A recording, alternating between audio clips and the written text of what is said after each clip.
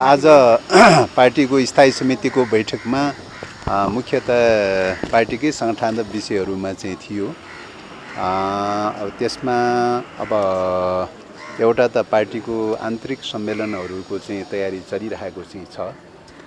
वडा, गाउँपालिका, नगरपालिका र प्रदेशहरू लगायतका विभिन्न तहगत सम्मेलनहरूको तयारी चलिरहेको छ।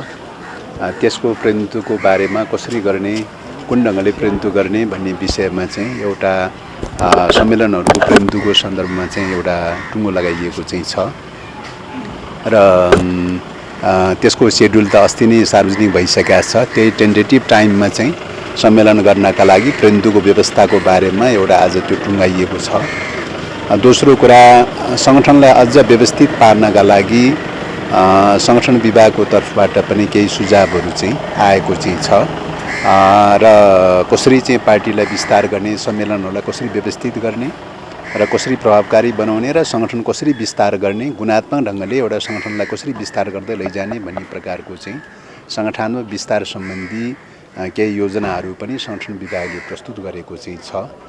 ती कुराहरू पनि मूलभूत रूपमा स्वीकार गरेको चाहिँ छ मतलब स्थायी समितिले।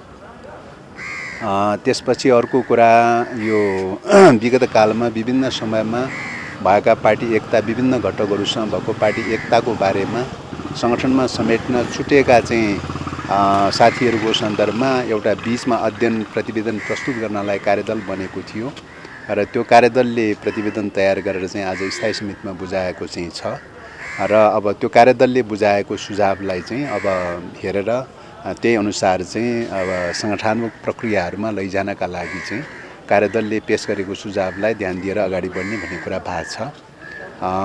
र चौथो कुरा चाहिँ यो पार्टीको स्कुल विभागले पार्टीलाई व्यवस्थित रूपले स्कुलिङ गर्नका लागि स्कुल विभाग सम्बन्धी व्यवस्थाहरूको बारेमा पाठ्यक्रम लगायतका स्कुल विभागलाई कसरी लैजाने भन्ने विषयमा केही योजनाहरू प्रस्तुत भएको छ। त्यसमा पनि अध्ययन गरेर छलफल गरेर अर्को मिटिङमा चाहिँ त्यसलाई टुङ्गो लगाउने भन्ने कुरा भएको छ। यसरी मुख्यतः चाहिँ आज सङ्गठनसँग जोडिएका विषयहरूकै बारेमा चाहिँ केन्द्रित रह्यो। त्यसबाहेक चाहिँ अरू विषयहरू खासै त्यति धेरै उठेको छैन। यिनै विषयहरूमा केन्द्रित रह्यो। अनि सरकार विस्तारका विषयमा, सरकार विस्तारको विषयमा अब नेताहरूको बिचमा चाहिँ अहिलेसम्म त कानुनी जटिलताले गर्दाखेरि त्यो प्रक्रिया अगाडि बढेको थिएन। अब कानुनी जटिलता एक हदसम्म अन्त हुने प्रक्रियामा गएको छ। त्यो अन्त भइसकेपछि अब दलहरूको बिचमा बसेर, गठबन्धनमा रहेका दलहरूको बिचमा बसेर मन्त्री परिषदबारे नीतिगत निर्णयहरू गरिसकेपछि अब त्यही आधारमा पार्टीहरूले चाहिँ आफ्ना आफ्ना प्रतिनिधिहरू पठाउने कुरा हुन्छ भन्ने देखिन्छ। त्यसबारेमा अब 5 दलको बिचमा छलफल गरेर त्यो टुङ्गोमा नपुगिसकेका हुनाले त्यो विषय चाहिँ आज स्थायी समितिमा खासै त्यो विषयमा एजेन्डाको रूपमा उठेन। चाहिँ को पार्टीबाट को जाने भन्ने विषयमा छलफल भयो। त्यही त के अरे मन्त्री परिषदको चाहिँ तपाईँको फाइनल नै नभएको स्थिति भए हुनाले मन्त्री परिषदको चाहिँ विस्तारको लागि मतलब कोटा विभाजनको सन्दर्भमा, जिम्मेवारी बाँडफाँडको सन्दर्भमा, मन्त्रालय बाँडफाँडको सन्दर्भमा त्यसमा कुनै टुङ्गो नै नभइसकेको हुनाले हिजोसम्म त यसको वैधानिक पाटोको बारेमा जटिलता रहेको हुनाले त्यो विषयमा प्रवेशै भएन। चाहिँ अब चाहिँ प्रवेश गर्ने भन्ने तयारीमा छ। मन्त्रीमण्डलसँग जोडिएका विषयको बारेमा पनि अब प्रवेश गर्ने, छलफल गरेर चाहिँ टुङ्गो लगाउने भन्ने कुरा चाहिँ छ। छिट्टै टुङ्गो लगाउने, त्यो टुङ्गो लगाइसकेपछि दलहरूले पठाउनु पर्ने चाहिँ सिफारिस गर्नुपर्ने प्रस्ताव पनि आउला।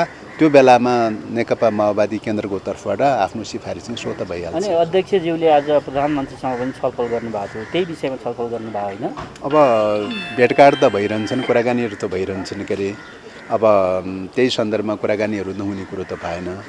तर अहिले चाहिँ तपाईँको 5 घटकको बिचमा एउटा टुङ्गोमा सबै बसेर चाहिँ एउटा टुङ्गोमा पुगिसकेका छैन। चाहिँ प्रारम्भिक खालको त्योसँग जोडिएका केही तयारीका पाटाहरूको विषयमा होला, तर समग्र विषयमा होइन। र अब त्यही क्रममा चाहिँ भोलि चाहिँ अब अलिकति यो सदन, यो कानुनी पाटाहरूलाई खुलाउनका लागि सदनको भूमिका, सदनसँग धेरै कुरा जोडिया छ। अब सदन नेकपा एमाले अवरुद्ध गरिरहेको अवस्था छ।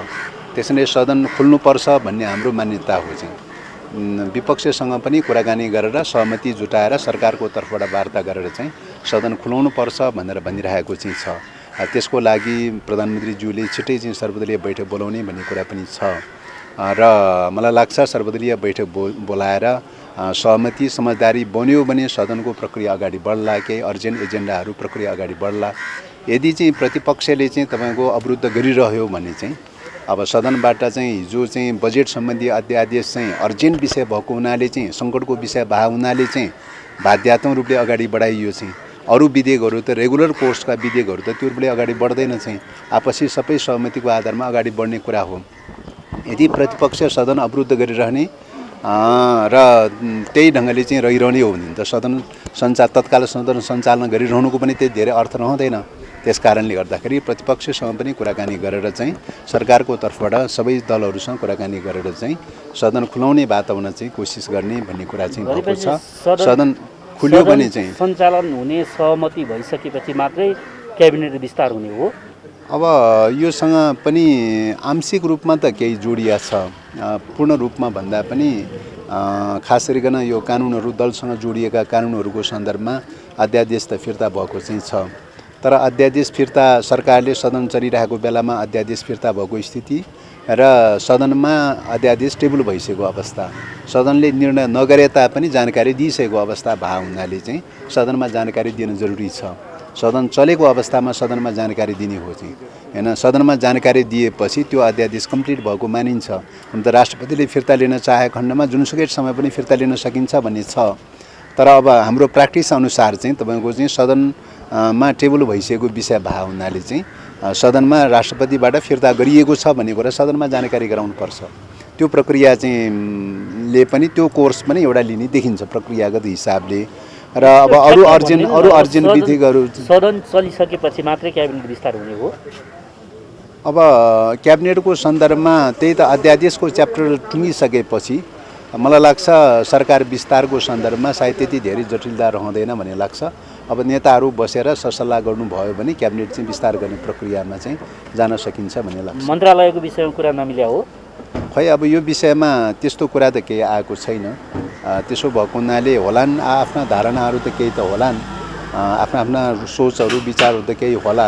तर पनि जे जस्ता सोचहरू भए पनि दलहरूको 5 दलका नेताहरूको बिचमा बसेर आपसी सहमति जुटाउनुको विकल्प छैन। आपसी सहमति जुटाएर क्याबिनेट विस्तार गर्ने कुरा हो। कहिले बस्छ त 5 दलको बैठक? अब प्रधानमन्त्रीज्यूले जहिले बोलाउनुहुन्छ त्यही टाइममा बसाइ हुन्छ। त्यो सङ्गठनको जस्तो यो महाधिवेशनको स्थानीय तहको तालिका अलिकति पर के महाधिवेशनको तालिकामा पनि प्रभाव पर्ने हो? महाधिवेशन र प्रदेशको तालिकामा अहिले चाहिँ कुनै चेन्ज भएको छैन, यथावत छ। र त्यही टाइममा चाहिँ सम्पन्न गर्नुपर्छ महाधिवेशन, के अरे राष्ट्रिय सम्मेलन र प्रदेश सम्मेलन चाहिँ तोकिएकै टाइममा सम्पन्न गर्नुपर्छ भन्ने छ। अगाडिका चाहिँ टाइमहरू थोरै चेन्ज हुनुको पछाडिको कारण चाहिँ तयारीको पाटो, चाडपर्वको पाटो, सबै बिदा सिधा सबै पाटोलाई पनि ध्यानमा राखेर चाहिँ संगठन विभागको सिफारिस अनुसार चाहिँ थोरै टाइम सेड्युलमा चाहिँ चेन्ज गरिएको मात्रै हो। हस् ल, धन्यवाद।